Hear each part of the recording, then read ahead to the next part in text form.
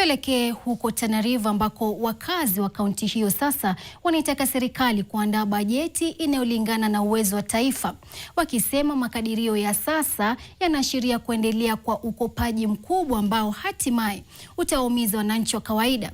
Wakizungumza wakati wa mjadala wa bajeti katika eneo hilo, wakazi hao walisema malengo ya ukusanyaji wa mapato yaliyowekwa hayawezi kufikiwa kirahisi na hivyo kuongeza mzigo wa madeni kwa wananchi. Kwa wakazi wa Tana River, makadirio ya bajeti yaliyowasilishwa katika ukumbi huu siku ya leo yanaashiria kwamba taifa linaelekea katika kuongeza madeni. Haya wanasema kwamba yanatokana na malengo makubwa ya ukusanyaji ushuru ambayo wanasema kwamba hayalingani na hali halisi ya uchumi katika nchi. Tulizungumza na baadhi yao na walikuwa na haya ya kutuelezea.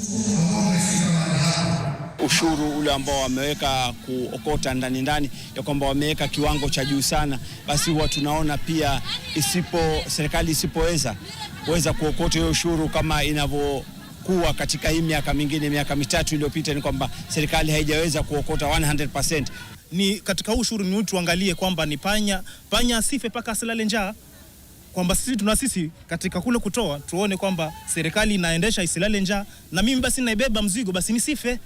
Lakini hapa ni kwamba endapo kule mbele inamaanisha kwamba mwananchi wa kawaida hataweza kubeba huu mzigo. Nakuta hata miradi mingine ambayo kuanzia ni miaka 10 sasa, miradi hiyo inatengewa pesa na haimaliziki. Instead unakuta mtu amelipwa pesa mwenye hiyo kandarasi na mradi bado unakaa pale ukiwa haujatosheleza. Wito wao kwa serikali ni kupunguza matumizi yasiyo ya lazima na kuweka mbele mahitaji muhimu ya wananchi kuliko kuongeza mzigo wa deni. Stephen Oduor, NTV Mashinani, kaunti ya Tana River. Asante sana Steve Oduor kwa taarifa hiyo.